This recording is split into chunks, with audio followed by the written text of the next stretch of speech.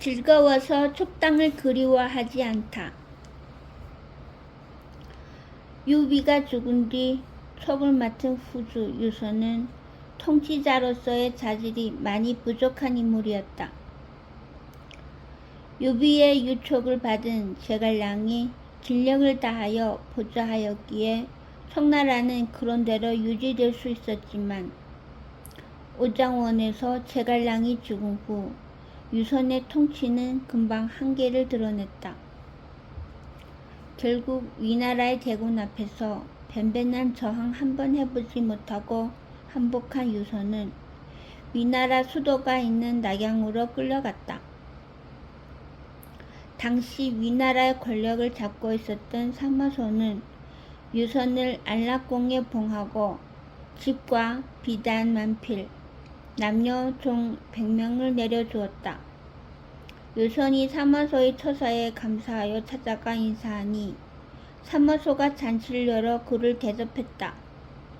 사마소는 유선의 마음을 떠보기 위해 먼저 위나라 음악을 들려주고 춤을 보여주었다. 그러자 유선을 따라온 촉의 벼슬아치들은 모두 괴로워하는 기색이 역력한데 유선만은 아무렇지도 않은 양 혼자 즐거워했다. 사마소는 이번에는 청나라의 음악을 들려주며 반응을 살폈다. 촉의 벼슬아치들은 모두 눈물을 흘리는데 유선만은 여전히 별일 없다는 듯 웃고 떠들었다. 사마소가 주변 사람들에게 말했다.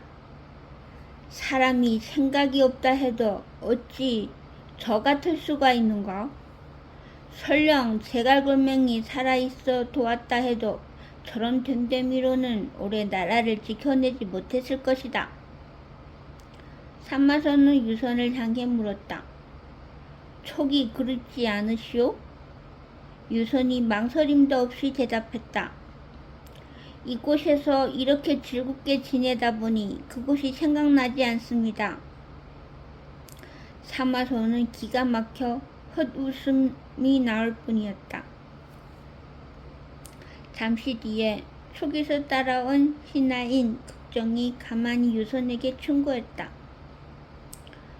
폐하께선 어째서 즐거워 촉이 생각나지 않는다고 하셨습니까? 만약 사마소가 다시 묻으면 울면서 이렇게 대답하십시오. 선친의 묘소가 멀리 촉당에 있으니 저쪽만 바라보아도 슬픕니다. 하루하루 생각나지 않는 날이 없습니다. 그렇게 하면 사마소가 반드시 폐하를 풀어주어서 촉으로 돌아가게 해줄 겁니다. 한참 후에 사마소가 다시 물었다. 정말로 촉이 그립지 않으시오? 유선은 얼굴에 가득 슬픈 표정을 하고 극정이 일러준 대로 대답했다. 그러자 사마소가 짐짓 의아해하면서 물었다. 그런데 어째서 그대가 하는 말이 극정의 말투와 똑같은게요? 유선이 깜짝 놀라 사마소를 쳐다보면서 말했다. 어떻게 아셨습니까? 사실 극정이 일러준 말입니다. 좌우에 있던 사람들이 모두 폭소를 터뜨렸다. 이 이야기에서 비롯된 성어가 즐거워서 촉을 생각하지 않는다는 뜻의 낙불사촉이다. 안락한 환경에 빠져 원래 돌아가야 할 곳도 잊어버리는 상황을 가리킨다. 안일한 삶에 길들여져 원래 추구하려 했던 일도 소중히 여겼던 꿈도 다 잊어버린 사람이라면 바로 후주 유선의 낙불사촉과 똑같은 사람이 되는 것이다. 이거 낙불사촉과 똑같은 사람 대한민국 쫓겨난 윤석열인데요.